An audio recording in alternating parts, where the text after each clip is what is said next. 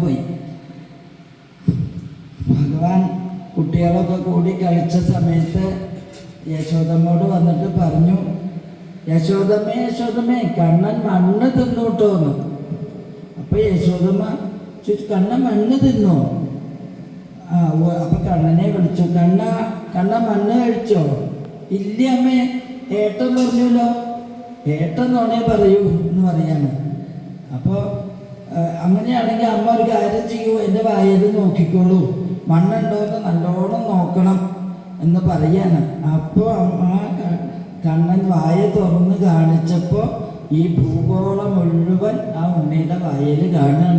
സപ്തദ്വീപുകൾ, സർവമണ്ഡലങ്ങൾ, പർവ്വതങ്ങൾ, നദികൾ എല്ലാം അതിൻ്റെ ഉള്ളിലൊരു വൈകുണ്ഠം. ആ വൈകുണ്ഠത്തിലൊരു ഭഗവാൻ യശോദ കണ്ണനെ ഒരമ്മ കെട്ടി നിൽക്കുന്നത്. അങ്ങനെ സസ്യലതാദികൾ, മരങ്ങൾ എല്ലാം ആ ഉണ്ണിയുടെ വായിൽ ആ യശോദമ്മ കാണുക. അമ്മയ്ക്ക് വിശ്വരൂപം കാണിച്ചു കൊടുക്കുക. അമ്മ അറിഞ്ഞോട്ടെ ഞാൻ ഭഗവാനാണെന്ന്. പക്ഷെ അത് കഴിഞ്ഞ് അപ്പം തന്നെ ഭഗവാന്റെ ലീല നടക്കില്ലല്ലോ. അപ്പം തന്നെ യശോദമ്മയ്ക്ക് അത് മനസ്സിലായ ഭഗവാന്റെ ലീല നടക്കില്ല. അപ്പം അതുകൊണ്ട് ഭഗവാൻ വേഗം മറിച്ചു. അമ്മ എനിക്ക് പാല് വേണം എന്ന് പറഞ്ഞിട്ട് ആ യശോദമ്മയുടെ ആ ഭാവം മറച്ചു എന്ന് പറയാണ്. അത് കഴിഞ്ഞ് ഈ ഒരെണ്ണമ്മ കെട്ടിട്ട് കഴിഞ്ഞപ്പോൾ ആ കണ്ണൻ അവിടെ നിന്ന് കണ്ടു, ഈ രണ്ട് മരങ്ങൾ നിൽക്കണം. കുബേരൻ്റെ മക്കളാണ്. കുബേരൻ്റെ മക്കള് ധനമതം കൊണ്ട് അഹങ്കാരികളായി. ഈ ധനമതം എന്ന് പറഞ്ഞാൽ ഈ പറഞ്ഞ പോലെ നമുക്ക് കാണാൻ വലിയ വലിയ കാശുള്ള ആൾക്കാരുടെ മക്കൾക്കൊക്കെ മതം ഉണ്ടാവുമെന്ന് പറയാറുണ്ട്. അതാണ് പറയണേ. അയ്യപ്പ എല്ലാം കൊണ്ടും തികഞ്ഞ ആൾക്കാരാവുക. അപ്പോൾ അവരുടെ മക്കൾ ഈ കോളേജുകളിലൊക്കെ കാണാറുണ്ടല്ലോ. ഇതൊക്കെ വരുമ്പോൾ അവരൊക്കെ വലിയ വലിയ ആൾക്കാരെ, ഗൾഫിലുള്ള മാതാപിതാക്കളുടെ മക്കളൊക്കെ ആവും കോളേജിലൊക്കെ വലിയ അധികാരം കാണിക്കുക. അതൊക്കെയാണ് ഈ സൂചിപ്പിക്കണേ. വലിയ അഹങ്കാരം, ധനമതം വരെയാണ്. അപ്പം അങ്ങനെ ആ കുബേരൻ്റെ മക്കള് കൈലാസത്തിൻ്റെ താഴ്വരയിൽ മനോഹരമായൊരു തടാകത്തിൽ അപ്സര സ്ത്രീകളായിട്ട് ക്രീഡ ചെയ്യായിരുന്നു, ജലക്രീഡ. ആ സമയത്ത് നാരദ മഹർഷി അതിനെ വരിക. നാരദ മഹർഷി പറഞ്ഞാൽ ഏറ്റവും വലിയ സജ്ജനാണ്. അപ്പം നാരദ മഹർഷി വരുന്ന കണ്ടപ്പോൾ അപ്സര സ്ത്രീകളൊക്കെ വേഗം മാറി. അവർക്ക് മഹർഷി കണ്ടപ്പോൾ അവിടെ നിൽക്കാൻ വയ്യ, അവർ വേഗം മാറിപ്പോയി. ഈ കുബേരൻ്റെ മക്കൾക്ക് ധനമതാണല്ലോ, ആര് പോയാൽ എന്താ ഞങ്ങളിവിടെ കളിക്കുന്നു വിചാരിച്ചു. അങ്ങനെ ആ ധനമതം കൊണ്ട് അവർ ഗവനിച്ചില്ല നാരദ മഹർഷി. സജ്ജന നിന്ദ വന്നു. അപ്പം നാരദ മഹർഷിക്ക് തോന്നി, ഇങ്ങനെ ഇവർ മതിച്ചാൽ ശരിയാവില്ലല്ലോ, ഇത്രയും ധനമതം വന്നാൽ ബുദ്ധിമുട്ടല്ലേ. അതിന് പറയണത് എന്താ വെച്ചാൽ ഈ വിഷയികൾ ധനമതം കൊണ്ട് മദ്യപാനം, ചൂതുകളി, ശ്രീവിഷയം അതിലൊക്കെ ചെന്ന് പെടും എന്ന് കാണിക്കുകയാണ്. അവർ ദുർജന സംഘമായിട്ട് വരെ. അപ്പോൾ ഈ ധനമതം അങ്ങനെ ചീത്ത കാര്യങ്ങളിലേക്ക് അത് വഴി തെളിയിക്കും എന്ന് വിചാരിച്ചിട്ട് നാരദ മഹർഷി വിചാരിച്ചു അവരുടെ അഹങ്കാരം ഒന്ന് കളയാം എന്ന് വിചാരിച്ച് അവരെ ശപിക്കുകയാണ്. മരങ്ങളായി നിൽക്കട്ടെ എന്ന്. ഏറ്റവും അധികം പാപം ചെയ്യുന്നവർക്കാണ് ഈ മതത്തിൻ്റെ ഒരു ജന്മം കിട്ടുക. കാരണം എന്താ വെച്ചാൽ ഒന്നും ചെയ്യാൻ പറ്റില്ല. വെയിലായാലും മഴയായാലും മഞ്ഞായാലും എല്ലാം കൊണ്ട് നിൽക്കുക. പിന്നെ ബാക്കിയുള്ളവർക്ക് ഉപകാരമാവാം, അവനാണ് അപ്പോഴും അത് ചെയ്യട്ടോ. ഈ നല്ല ജീവനൊക്കെ ആണെങ്കിൽ മരങ്ങളുണ്ടായാൽ അത് തണലുണ്ടല്ലോ. അപ്പം അങ്ങനെ നല്ലതുണ്ട്. അങ്ങനെ അപ്പോൾ വൃന്ദാവനത്തിലെ മരുതുമരങ്ങളായിട്ട് അവർക്ക് ജന്മം കൊടുത്തു. അപ്പം അവർ പറഞ്ഞു, അയ്യോ ഞങ്ങൾക്കിത് പറ്റില്ല, ശാപമോക്ഷം വേണമെന്ന് പറഞ്ഞപ്പോൾ പറഞ്ഞു, ദ്വാപരയുഗത്തിലെ കൃഷ്ണൻ അവിടെ വരും, ആ കൃഷ്ണൻ്റെ സ്പർശം കിട്ടുമ്പോൾ നിങ്ങൾക്ക് അതിന് മോചിക്കാമെന്ന് പറയും. അങ്ങനെ അവിടെ മരങ്ങളായിട്ട് അനവധി കാലം തപസ് ചെയ്യുന്ന രണ്ട് മരങ്ങളാണ്. അപ്പോൾ ഈ ഒരലുമ കെട്ടിയപ്പോൾ പറഞ്ഞു, ഒന്ന് ആന കളിക്കാം, നമുക്ക് ആനയായിട്ട് കളിക്കാമെന്ന് പറയാം കൂട്ടുകാരോടൊക്കെ. അപ്പോൾ അവർ പറഞ്ഞു, അങ്ങനെ കളിക്കാം, നിങ്ങൾ ഓടിക്കോളൂ, ഞാൻ ആനയായിട്ട് വരാം എന്ന് പറഞ്ഞിട്ട് ആനയായിട്ട് വന്ന് ആ രണ്ട് മരങ്ങളുടെ ഇടയിൽ കൂടി ആ ഒരലൊന്ന് വലിച്ചു. സ്പർശിച്ചുള്ളൂ, അപ്പോഴേക്കും ആ മരങ്ങൾ വീണു. അതിന്ന് രണ്ട് രൂപം പുറത്തേക്ക് വന്നു. ഈ നളകൂപര മണിഗ്രീവന്മാർ നാരദ മഹർഷിയുടെ ശാപം ഭഗവാന് സത്യാക്കട്ടെ. ആരുടെ വാക്കും ഭഗവാൻ സത്യാക്കി കൊടുക്കും. സജ്ജനങ്ങൾ വിചാരിച്ച് എങ്ങനെ ആയാലും ഭഗവാൻ അത് സാധിപ്പിച്ച് കൊടുക്കും എന്ന് പറയാം. നാരദ മഹർഷിയുടെ ശാപം എടുക്കുകയാണ്. അങ്ങനെ അവർ വന്നു, അവർ സ്തുതിക്കുകയാണ്. അവർ പറഞ്ഞു, ഞങ്ങളറിയാതെ ധനമതം കൊണ്ട് ഇതായതാണ്, അതുകൊണ്ട് ഞങ്ങൾക്ക് മോക്ഷം തരണം എന്നൊക്കെ പറഞ്ഞിട്ട് അവർ എന്താ സ്തുതിക്കല്? വാണീ ഗുണാനുകഥനേ ശ്രവണൗകഥായാം കസ്തൗച്ച കർമ്മസു മനസ്തവ പാദയോർണ സ്മൃത്യാം ശിരസ്തവ നിവാസ ജഗത് പ്രണാമേ ദൃഷ്ടി സദാ ദർശനേസ്തു ഭവത്തനൂനാം. ഭഗവാനെ, ഇനി ഞങ്ങൾക്ക് ഇങ്ങനെയുള്ള അബദ്ധങ്ങളൊന്നും പറ്റില്ല. ഇനി ഞങ്ങൾ എന്താ ചെയ്യാം? വാക്കുകൊണ്ടും പിന്നെ മനസ്സുകൊണ്ടും ആ കേൾക്കണതും ചെയ്യണതും പിന്നെ കൈകൊണ്ട് കർമ്മങ്ങൾ ചെയ്യണതും പാദങ്ങൾ കൊണ്ട് നമസ്കരിക്കാനും പിന്നെ ശിരസ് കൊണ്ട് നമിക്കാനും അങ്ങനെ എല്ലാം ശരീരം കൊണ്ട് മുഴുവൻ മനസ്സുകൊണ്ടും എല്ലാം ഭഗവാനെ എന്താ പറയുക, ഭഗവാനെ പ്രാർത്ഥിച്ച് കഴിഞ്ഞോളാം എന്നവർ സ്തുതിക്കുന്നു ഭഗവാനോട്. അങ്ങനെ അവർക്ക് ആ ശാപമോക്ഷം കിട്ടുന്നു. പിന്നീട് പറയുന്നത് എന്താ വെച്ചാൽ, ഇല്ലാത്ത പിറന്നാൾ കഴിക്കുക എന്നാണ് പറയുക. ഭഗവാൻ ഉണ്ണാൻ വരുന്നില്ല, ഊണ് കഴിക്കാൻ വരുന്നില്ല. അപ്പോൾ യശോദമ്മ പറഞ്ഞു, എന്താ കണ്ണ ഊണ് കഴിക്കാൻ വരാത്തെ? ഇന്ന് കണ്ണൻ്റെ പിറന്നാളല്ലേ, എത്ര ആൾക്കാർക്ക് കൊടുക്കണം? ആ കൊടുക്കുക എന്ന് കേട്ടാൽ ഭഗവാൻ ഓടി വരുന്ന. ഭഗവാന് ഏറ്റവും ഇഷ്ടമുള്ള ഒരു കാര്യമാണ് എന്തായാലും എല്ലാവർക്കും കൊടുക്കുക. അപ്പം അതുകൊണ്ട് കൊടുക്കണം എന്ന് പറഞ്ഞപ്പോൾ വേഗം വന്നു എന്നാണ് ആചാര്യന്മാരൊക്കെ പറയും. എന്നിട്ട് അപ്പം ഇവിടെ വന്നപ്പോൾ ഒന്നുമില്ല. അപ്പം സമ്മതിച്ച് ഉണ്ണാൻ വരാൻ വേണ്ടി അമ്മ തമാശ പറഞ്ഞതാ, ഇന്ന് പിറന്നാളാണ്, വേഗം വന്നാൽ ഊണ് കഴിക്കാറുണ്ട്. അപ്പം സമ്മതിച്ചില്ല, എനിക്ക് കൊടുക്കണം എല്ലാവർക്കും, അതുപോലെ സദ്യ വേണം എന്നൊക്കെ പറഞ്ഞിട്ട് യശോദമ്മ ഇല്ലാത്ത പിറന്നാൾ ഉണ്ടാക്കി ആഘോഷിച്ചു. അപ്പോൾ അവിടെയുള്ള എല്ലാവരെയും വിളിച്ചു. എല്ലാവരും വന്നപ്പോൾ ആ ഏറ്റവും വലിയ ഒരു ഗോപനുണ്ട്, ഉപനന്ദൻ എന്ന് പേരായിട്ട്. ആ ഉപനന്ദൻ എന്ന് പറഞ്ഞ ആൾ പറഞ്ഞു, കൃഷ്ണൻ ഇവിടെ വന്നേ പിന്നെ എന്നും ഓരോ ആപത്തുകളാണ്. അവർക്കൊന്നും അറിയില്ലല്ലോ, ഓരോ ജീവനുകൾക്ക് മോക്ഷം കിട്ടാൻ അവിടെ വരുന്നെന്ന് അവർക്ക് മനസ്സിലാവുന്നില്ലല്ലോ. അപ്പോൾ പറഞ്ഞു, എന്നും ഓരോ ദുർനിമിത്തങ്ങൾ കാണും, അതുകൊണ്ട് നമുക്ക് ഇവിടുന്ന് മാറാം. ഇവിടെ അടുത്ത് വൃന്ദാവനം എന്ന് പറഞ്ഞിട്ടൊരു സ്ഥലമുണ്ട്. അവിടെ യമുനാ നദി, കാളിന്തി, ഗോവർദ്ധനം, പശുക്കൾ, പുല്ല്, അങ്ങനെ നല്ല മനോഹരമായ സ്ഥലങ്ങളൊക്കെ ഉണ്ട്. അതുകൊണ്ട് നമുക്ക് അങ്ങോട്ട് മാറാം എന്ന് പറഞ്ഞു. അപ്പോൾ എല്ലാവർക്കും സമ്മതമായി. അങ്ങനെ എല്ലാവരും കൂടി ഒരു വണ്ടി, ഓരോ വണ്ടികളിൽ എല്ലാവരും ആക്കി, സാധനങ്ങളൊക്കെ ആക്കി അർദ്ധചന്ദ്രാകൃതിയിൽ അവിടെ വീടുകൾ നിർമ്മിച്ചു എന്നാണ് പറയുന്നത്. കാരണം ആർക്കായാലും ആദ്യം ഭഗവാനെ കാണണം, ഭഗവാന് ഇതുള്ളത് ആദ്യം വയ്ക്കുക. എന്നിട്ട് അതിൻ്റെ ചുറ്റും അർദ്ധചന്ദ്രാകൃതിയിൽ എല്ലാ ഗൃഹങ്ങളും. അപ്പോൾ എല്ലാവരും രാവിലെ വരുമ്പോൾ കണ്ണനെ കാണാൻ പാകത്തിന്. എന്നിട്ട് കണ്ണൻ യശോദമ്മയും ഇങ്ങനെ കണ്ണനൊക്കെ ആവണത് കണ്ട് രസിക്കാൻ വേണ്ടിയിട്ട് അങ്ങനെ ഇവരൊക്കെ കൂടി കളിക്കണ ഒരു ദിവസം ധേനുക വനമുണ്ട് അവിടെ. ആ ധേനുക വനത്തിൽ നല്ല പനമ്പഴങ്ങളുണ്ട്.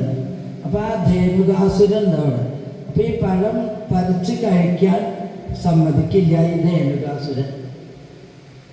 അപ്പോൾ ഇനി എന്താ ചെയ്യുക? ആ ധേനുകാസുരൻ കാരണം പഴങ്ങൾ കിട്ടണില്ല എന്ന് പറയാണ് കൂട്ടുകാർ വന്നിട്ട്, ശ്രീതാമാവും അവരൊക്കെ. അപ്പോൾ പറഞ്ഞു, നമുക്ക് അങ്ങോട്ട് പോവാം, നല്ല കളികളാണ് കൂട്ടുകാരൊക്കെ കൂടിയിട്ടേ. അങ്ങനെ അവിടെ പോയി ആ പഴങ്ങൾ പറിക്കും. അപ്പോൾ ധേനുകൻ ആ മരങ്ങളോട് കൂടി വീഴാണ്. ധേനുവിന് ദേഷ്യം വന്നു, ആരാ അവിടെ വന്ന് ഈ പഴങ്ങളൊക്കെ എടുക്കണേ എന്ന് നോക്കിയിട്ട്. പക്ഷെ ഇവരെ കണ്ടപ്പോൾ ധേനുവിന് ദേഷ്യം വന്നു. അപ്പോൾ ആ ധേനുകനെ ഏട്ടനെ കൊണ്ട് വധിപ്പിക്കുകയാണ്. അങ്ങനെയാണ് ആ ധേനുകാസുരനെ വധിച്ച് അവരാ പഴങ്ങളൊക്കെ ഭക്ഷിച്ച് അവരവിടെ നല്ലോണം ആ നല്ല കളികളൊക്കെ അവിടെ നടത്തി എന്ന് പറയാണ്. അങ്ങനെ നടത്തി കഴിഞ്ഞപ്പോഴാണ് പിന്നെ വൃന്ദാവനത്തിലാണല്ലോ അവർ ഒരു ദിവസം പറഞ്ഞു, നമുക്ക് കാട്ടിൽ പോവാം. അപ്പം അന്ന് അമ്മോട് പറഞ്ഞു, ഇന്ന് ഞങ്ങൾക്ക് ചോറ് തന്നയക്കണം, ഞങ്ങൾ അവിടെ പോയിട്ടാണ് ഊണ് കഴിക്കണേ. അപ്പോൾ അമ്മ പറഞ്ഞു, അതെന്താ അതങ്ങനെയാണ്. എന്താ പറയുക, നെയ്യു കൂട്ടിയുരുട്ടിയിട്ടും നല്ലൊരു തൈർ കൂട്ടിയുരുട്ടിയിട്ടും വറുത്തൊരു പേരി പതിച്ചിട്ടും ഈ രണ്ടുരുളയും തൻ്റെ മുരളിയും. അങ്ങനെയാ പറയാ. എല്ലാം വേണം. ഉപ്പേരി പതിച്ച ഉരുള, തൈര് പതിച്ച ഉരുള, നെയ്യ് കൂട്ടിയ ഉരുള, അങ്ങനെ ഉരുളയൊക്കെ ആക്കി ആ പാത്രത്തിലാക്കി ഓണക്കോഴിയുമൊക്കെ പിടിച്ച് പശുക്കുട്ടികളെയുമൊക്കെ കൊണ്ട് കൂട്ടുകാരുമൊക്കെ കൂടി വനത്തിലേക്ക് പോവുക കളിക്കാൻ. അപ്പോൾ അവിടെ ചെന്നപ്പോൾ ആദ്യം ബകാസുരനെ കാണാം. ഒരു ബകാസുരനെ കണ്ടു. ആ ബകാസുരനെ കണ്ടപ്പോൾ ഇവർക്കൊക്കെ പേടിയായി. അപ്പോൾ ബകാസുരനെ ഭഗവാൻ അടുത്ത് ചെന്നപ്പോൾ ബകാസുരൻ വലിയ കൊക്കിങ്ങനെ വല്ലാണ്ട് പിളർന്നു. കൊക്കും പിളർന്നൊരു ഭഗം വരുമ്പോൾ എന്നാ പറയാ. ആ വലിയ നീളമുള്ള കയ്യാ ഭഗവാനെ. ബാഹുക്കൾക്ക് നല്ല നീളമെന്ന് പറയാം അനുഗ്രഹിക്കാൻ വേണ്ടി. അപ്പോൾ ആ കൈകൊണ്ട് ആ കൊക്കിൻ്റെ വായ പിളർന്നിട്ട് ആ കൊക്കിന് മോക്ഷം കൊടുത്തു. ആ കൊക്കിൻ്റെ അപ്പോൾ അതിൻ്റെ കൂടെ ഉള്ളതാണ് അഘാസുരൻ. അഘാസുരൻ എന്ന് പറഞ്ഞിട്ടൊരു അസുരനുണ്ട്. അത് നമ്മുടെ പാപങ്ങളാണ് കാണിക്കണ തത്വത്തിൽ. അപ്പോൾ ആ അഘാസുരൻ എങ്ങനെയാണെന്നുണ്ടെങ്കിൽ വലിയ വായ ഇങ്ങനെ തുറന്ന് കിടക്കുകയാണ്. നാവ് പുറത്തേക്ക് നീട്ടി ആ വായ കുളിച്ച് കിടക്കുക. കംസം പറഞ്ഞേക്കുന്നതാണ് ഇവരൊക്കെ കേട്ടാ. കൃഷ്ണനെ കൊല്ലാൻ പറഞ്ഞേക്കുന്നതാണ്. അങ്ങോട്ട് പോകുന്നവരൊന്നും വന്നിട്ടില്ലല്ലോ. അപ്പം ഇങ്ങനെ ഓരോരുത്തരെയായിട്ട് മോക്ഷം കിട്ടാൻ, അതിന് മുമ്പുള്ളവർക്കൊക്കെ മോക്ഷം ഈ കൃഷ്ണാവതാരത്തിൽ കിട്ടുന്ന. അപ്പോൾ അങ്ങനെ അഘാസുരൻ വന്നു. അപ്പോൾ നാവ് ഇങ്ങനെ നിലം മുട്ടിയിട്ട് ഇങ്ങനെ മുകളിലേക്കാണ് നിൽക്കണേ. അപ്പോൾ വലിയ വായൊക്കെ തുറന്നുണ്ട്. അപ്പോൾ കുട്ടികളൊക്കെ വിചാരിച്ചു അത്ര നല്ലൊരു ഗുഹയുണ്ട്, നമുക്ക് ഒളിച്ച് കളിക്കാൻ, നമുക്ക് നല്ല സുഖം അതിൽ ഒളിക്കാം എന്ന് പറയാണ്. അപ്പോൾ ചില കുട്ടികൾ പറയണ്ടേ നാറ്റം വരുന്നുണ്ട് കേട്ടോ ഗുഹയിൽ നിന്ന്, ആ പാമ്പാണാവോ?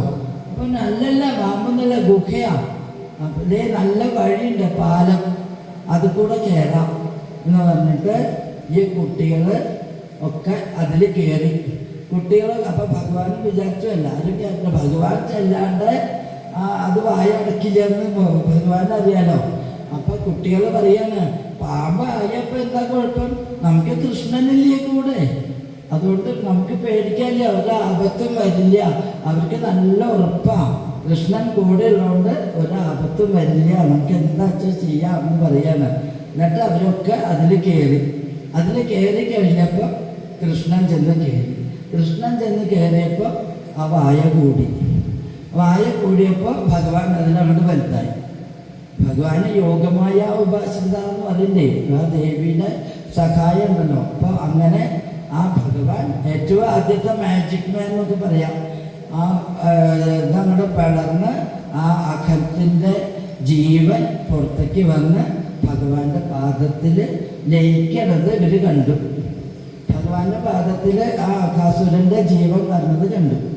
അത് കഴിഞ്ഞ് അവരവിടുന്ന് പോന്നു. അത് അപ്പം പറഞ്ഞു, അത് കഴിഞ്ഞിട്ട് 1 വർഷം കഴിഞ്ഞിട്ടാണ് അവർ വൃന്ദാവനത്തിൽ വന്ന് ഈ കഥയൊക്കെ പറയണത്. അങ്ങനെയുണ്ട്. അപ്പോൾ അത് കഴിഞ്ഞ് ഇവർ ഊണഴിക്കാതിരിക്കാം, അങ്ങനെ വട്ടത്തിൽ എല്ലാവരും കൂടി ഊണഴിക്കുകയാണ്. അപ്പോൾ ഓരോ കഥ ഒരു നല്ല ഇത് പറയുന്നുണ്ട്. ഭഗവാന്റെ ഇടത്തെ കയ്യിൽ ഒരു വെല്ലമ്മ കൈപ്പയ്ക്ക കൊണ്ടാട്ടിന് അത്ര മോതിരം. അപ്പോൾ വരില്ലേ, കമ്പും ചൂരലും കക്ഷത്തിൽ വയ്ക്കാം, പമ്പരം വയ്ക്കാം അങ്കത്തിൽ. അതേപോലെ കോലും പമ്പരം ഒക്കെ വെച്ചു, കൈപ്പയ്ക്ക കൊണ്ടാട്ടൻ മോതിരാക്കിയിട്ടിട്ടു. പിന്നെ പലവിധ ഉപ്പേരികളൊക്കെ കയ്യിൽ വെച്ചു. എന്നിട്ട് എല്ലാവരുടെയും കൂടെ ഭക്ഷണം കഴിക്കാനിരിക്കുകയാണ്. അപ്പോൾ അവിടെ ഒരു ആ കൂട്ടുകാരുടെ സീതാമാവിൻ്റെ കയ്യിലൊക്കെ ഭക്ഷണം വാങ്ങി കഴിക്കാൻ നോക്കട്ടെ, നിൻ്റെ അമ്മ വെച്ച സാധനം എങ്ങനെയാണെന്ന്. അപ്പം അങ്ങനെ ഓരോരുത്തരോടും ചോദിച്ച് എല്ലാവരും വെച്ചത് കഴിക്കുകയാണ്. അപ്പോൾ ബ്രഹ്മാവ് കാണുകയാണ് ഈ ഭഗവാന്റെ ലീല. കാരണം ഭഗവാൻ ഇച്ചിലില്ല, വറ്റില്ല, ശുദ്ധമില്ല, ഇത്തമില്ല, ഒന്നുമില്ല, എല്ലാവരുടെയും എടുത്ത് കഴിക്കുന്നു, എല്ലാവർക്കും കൊടുക്കുന്നു. അതൊക്കെ കൂടി കണ്ടപ്പോൾ പശുക്കുട്ടികളൊക്കെ തിന്നാൻ പോയിട്ടുണ്ട്. അപ്പോൾ അത് കണ്ടപ്പോൾ ബ്രഹ്മാവിന് ഒരു ഇത് തോന്നിയെന്നാണ്. അയ്യോ ഇങ്ങനെ അവിടെ കാണാൻ വയ്യ, ഇനിയിപ്പോൾ ആ കൃഷ്ണൻ്റെ സൂത്രം ഒന്ന് നമുക്ക് കാണാം എന്ന് വിചാരിച്ച് ബ്രഹ്മാവ് അവിടെ നടന്നിരുന്ന പശുക്കുട്ടികളെയൊക്കെ ബ്രഹ്മാവിൻ്റെ ലോകത്തേക്ക് കൊണ്ടുപോയി. അവനെ കൊണ്ടുപോയപ്പോൾ കൃഷ്ണൻ ചോദിച്ചു, അയ്യോ നമ്മുടെ പശുക്കുട്ടികളൊക്കെ എങ്ങനെ പോയി? അപ്പോൾ ഇവർ പറഞ്ഞു, പശുക്കുട്ടികൾ അവിടെ ഉണ്ടാവും, പോയി നോക്കാം. വേണ്ട ഞാൻ പോയി നോക്കാം, നിങ്ങൾ കഴിച്ചോളൂ എന്ന് പറഞ്ഞിട്ട് ഭഗവാൻ ആ പശുക്കുട്ടികളെ നോക്കാൻ പോവുക. കാരണം ഭഗവാൻ അവിടെ ഇരുന്നാൽ ബ്രഹ്മാവിനെ മറിക്കാൻ പറ്റില്ല. അപ്പോൾ കൃഷ്ണൻ പോയി കഴിഞ്ഞപ്പോൾ ബ്രഹ്മാവ് ഈ കുട്ടികളെയും മറിച്ചു, കുട്ടികളെയും ബ്രഹ്മലോകത്തേക്ക് കൊണ്ടുപോയി. കൃഷ്ണൻ പശുക്കുട്ടികളെ നോക്കി വരുമ്പോൾ ഇവിടെ കുട്ടികളും ഇല്ല. എന്നിട്ട് ഇങ്ങനെ വിഷമിച്ച് നടക്കണ ഒരു ഭാവം. ബ്രഹ്മാവ് കണ്ടോട്ടെ, ഞാൻ എന്താ ചെയ്യണേ കണ്ടോട്ടെ എന്ന് വിചാരിച്ചതുപോലെ ആ കൃഷ്ണൻ അവിടെ നടക്കുകയാണ്. അത് കഴിഞ്ഞിട്ട് കൃഷ്ണൻ എന്താ ചെയ്തേ, ഇവിടുന്ന് പോയി എല്ലാമായിട്ട് അങ്ങോട്ട് മാറുക. പശുക്കുട്ടികളെ, ഉപ്പേരി, കറി, ഓടക്കുഴല്, അതുപോലെ ഡ്രസ്സുകൾ, ഗോപന്മാര്, എല്ലാവരും ഭഗവാനെ, എല്ലാവരുടെയും ഉള്ളിലാ ഭഗവാനാണല്ലോ. അതുകൊണ്ടാണ് സർവം വിഷ്ണുമയം എന്ന് പറയാണ്. അങ്ങനെ എല്ലാം ഭഗവാനായി. വൈകുന്നേരം കളിയൊക്കെ കഴിഞ്ഞ് ആ വൃന്ദാവനത്തിൽ ഓരോ വീടുകളിലും അതാത് ദിക്കിൽ അതാത് പശുക്കുട്ടികളെയും ഗോപന്മാരെയും പിന്നെ അവരുടെ സാധനങ്ങളും എല്ലാം അവിടെ കൊണ്ടു കൊടുത്തു. എല്ലാവർക്കും ഒന്നും മാറിയിട്ടില്ല എന്നാ. അപ്പോൾ അവരുടെ കുട്ടികളാണെന്നൊക്കെ വിചാരിച്ച്, പക്ഷേ അവർ കുറച്ച് ദിവസം കഴിഞ്ഞപ്പോൾ ചെറിയ കുട്ടികളോട് സ്നേഹമില്ല, അതിനെക്കാട്ടിലും അധികം വലിയ കുട്ടികളോട് സ്നേഹം കാണിക്കണം. പശുക്കൾ അപ്പം പ്രസവിച്ച കുട്ടികളെ മാറ്റി നിർത്തിയിട്ട് അതിന് മുകളിലുള്ള പശുക്കുട്ടികളെ നക്കി തുടയ്ക്കണം. അപ്പോൾ അതൊക്കെ കണ്ടപ്പോൾ ബലരാമനൊരു സംശയമായി, ഇതെന്താ ഇപ്പം ഇതിങ്ങനെ? ഗോപികമാർക്കൊക്കെ വലിയ കുട്ടികളെ മതി, മടിയിലിരുത്താനും കൊഞ്ചിക്കാനും ഒക്കെ അത് മതി. അപ്പോൾ ബലരാമൻ ചോദിച്ചു, എന്താ കൃഷ്ണ അങ്ങനെ? അതേട്ടാ കണ്ടോളൂ, ഞാൻ പിന്നെ മനസ്സിലാവും എന്ന് പറഞ്ഞത്ര. അത് എന്താന്ന് വെച്ചാൽ യശോദ ഭഗവാനെ കൊഞ്ചിക്കുന്നതും ലാളിക്കുന്നതും ഒക്കെ കണ്ട സമയത്ത് വലിയ ഗോപികമാർക്കൊക്കെ തോന്നിയിത്ര ഞങ്ങൾക്കും അതുപോലെ ആ കണ്ണനെ ഒന്ന് ലാളിക്കണമെന്ന് മോഹം മനസ്സിലുണ്ടായിരുന്ന. അപ്പോൾ ആ മനസ്സിലുള്ള മോഹം അത് സാധിപ്പിച്ച് കൊടുക്കാൻ ഒരു വർഷക്കാലം എല്ലാവരുടെയും കൂടെ ഭഗവാൻ, ആർക്കും അറിയില്ല ഭഗവാനെന്ന്, എല്ലാവരുടെയും കൂടെ ഭഗവാൻ ലീലയാടി അവിടെ. അപ്പോൾ അത് കഴിഞ്ഞ് ഒരു ബ്രഹ്മാവിന് നമ്മുടെ ഒരു വർഷം ബ്രഹ്മാവിന് ഒരു ദിവസമായി. ബ്രഹ്മാവ് പിറ്റേ ദിവസം നോക്കി, ഇനിയിപ്പോൾ ഇവിടെ എന്താ കഥ എന്ന് അറിയണ്ടേ. അപ്പം നോക്കിയപ്പോൾ എല്ലാവരും അതുപോലെ അവിടെ ഉണ്ട്. ഈ കുട്ടികളൊക്കെ കൂടി ഭഗവാൻ കളിക്കാൻ വന്നിട്ടുണ്ട്. അപ്പോൾ ബ്രഹ്മാവിന് സംശയമായി, അതാണോ സത്യം, ഇതാണോ സത്യം എന്ന് തോന്നി. അപ്പം നോക്കിയപ്പോൾ ഭഗവാൻ എല്ലാം വൈകുണ്ഠമായിട്ട് കാണിച്ചു കൊടുത്തു ബ്രഹ്മാവിന്. അങ്ങനെ ബ്രഹ്മാവിന് ആ വൈകുണ്ഠമായിട്ട് കാണിച്ചു കൊടുത്തപ്പോൾ ആ ബ്രഹ്മാവ് അവിടുന്ന് അങ്ങനെ കാണിച്ചു കൊടുത്ത് ബ്രഹ്മാവിന് മനസ്സിലായി. അപ്പോൾ ഇവിടെ പറയണം, ഒരു കൊല്ലം പരീക്ഷിച്ച് ചോദിക്കുകയാണ്, ഒരു കൊല്ലം കഴിഞ്ഞിട്ട് പറയാൻ എന്താ കാരണം? ഈ അഘാസുരനെ കൊന്നതൊക്കെ ഒരു കൊല്ലം കഴിഞ്ഞിട്ടാണ് വൃന്ദാവനത്തിൽ പറയുന്നത്. അപ്പോൾ അതിനുള്ള കാരണമാണ് ഇനി പറയണത്. ഈ ബ്രഹ്മാവിൻ്റെ മായയാണ് എന്നൊക്കെ പറഞ്ഞു കൊടുത്ത് അത് കഴിഞ്ഞിട്ട് അവിടെ ബ്രഹ്മാവ് ഇതൊക്കെ കണ്ടപ്പോൾ വന്ന് സ്തുതിക്കുകയാണ്, അങ്ങേ എനിക്ക് തെറ്റുപറ്റി, ഞാൻ അങ്ങേ പരീക്ഷിച്ചത് ദോഷമായി, അങ്ങ് എല്ലാത്തിനും അറിഞ്ഞു നിൽക്കണ ഭഗവാനാണ് അറിയാൻ, അതുകൊണ്ടല്ലേ എനിക്ക് അബദ്ധം പറ്റി എന്നൊക്കെ പറഞ്ഞ് ബ്രഹ്മാവ് കുറേ ശ്ലോകങ്ങളെ കൊണ്ട് അവിടെ സ്തുതിക്കുകയാണ്. എന്നിട്ട് പറയാണ്, അതെ അമ്മയുടെ ഗർഭത്തിൽ കിടക്കുന്ന കാലത്ത് കുട്ടികൾ ചവിട്ടില്ലേ അമ്മമാരെ, അത് വിചാരിച്ച അമ്മമാരെ കുട്ടികൾ പുറത്ത് വരുമ്പോൾ ഒന്നും ഉപദ്രവിക്കില്ലല്ലോ, അതുപോലെ എൻ്റെ തെറ്റിനെ അങ്ങ് കാണണം എന്ന് പറയാണ്. അതുകൊണ്ട് അങ്ങനെ വിചാരിക്കണം, അങ്ങനെ ഒരു തെറ്റ് വന്നതാണെന്ന് വിചാരിക്കണം. പിന്നെ അങ്ങ് 3 ലോകങ്ങൾ നിറഞ്ഞു നിൽക്കുന്നതാണ്, അങ്ങയുടെ മഹത്വം അത്ര വരുന്നതാണെന്നൊക്കെ പറഞ്ഞ് ഭഗവാനെ അനവധി ശ്ലോകങ്ങളെ കൊണ്ട് ബ്രഹ്മാവ് സ്തുതിക്കണം. എന്നിട്ട് അവിടെ പറയാണ്, ഈ വൃന്ദാവനത്തിൽ ഇനി ഒരു ജന്മമുണ്ടെങ്കിൽ വൃന്ദാവനത്തിൽ ഒരു പുല്ലായിട്ടെങ്കിലും ഒരു ജന്മം കിട്ടിയാൽ മതി എന്ന് പറയാ ബ്രഹ്മാവ്. അഹോഭാഗ്യം അഹോഭാഗ്യം നന്ദഗോപവൃജൗകസ യന്മിത്രം പരമാനന്ദം പൂർണ്ണം ബ്രഹ്മ സനാതനം. ഈ പൂർണ്ണ ബ്രഹ്മം, ഈ കൃഷ്ണൻ എന്ന് പറഞ്ഞ പരിപൂർണതമന